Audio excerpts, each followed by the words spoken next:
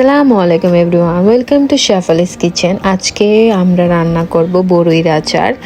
আর এই বড়ইটা আমাদের গাছের। আর দিয়ে দিলাম মাস্টার্ড অয়েল আর coriander powder, chilli powder, salt. এখানেই দেখতেই পারছেন আপনারা এইগুলা লাগবে। আর এগুলা ছোট ছোট করে কেটে রাখছি।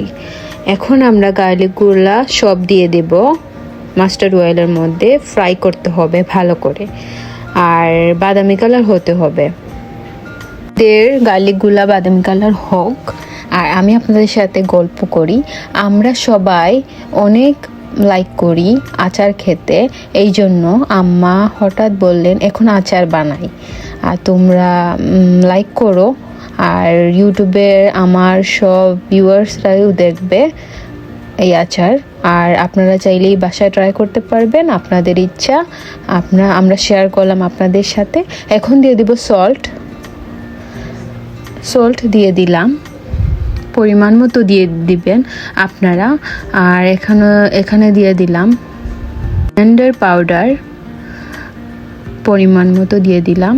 আর চিলি পাউডার দিয়ে দিলাম আমাদের স্বাদ অনুযায়ী, আমরা যতটুকু জাল খেতে চাই আমাদের টেস্ট অনুযায়ী দিয়ে দিলাম। আপনারা বেশি জাল খেতে চাইলে দিতে পারবেন। এখন আমরা সুগার অ্যাড করব। আমরা মিষ্টি জাল খেতে অনেক ভালোবাসি, এই জন্য আমরা অনেক মিষ্টি সুগার দিয়েছি বেশি মিষ্টি হওয়ার জন্য। আর এখানে ভিনেগার নিয়ে নিলাম, ভিনেগার দিয়ে দিব, পরিমাণ মতো দিয়ে দিব ভিনেগার। আর এখন আম্মা নাড়া দিচ্ছেন, ভালোভাবে মিক্স করতে হবে, তাহলেই আমাদের মজার আচার রেডি হয়ে যাবে।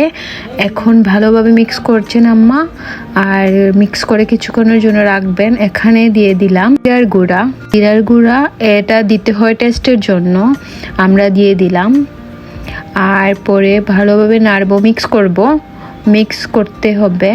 আর এখানে আম্মা মিক্স করছেন ভালোভাবে।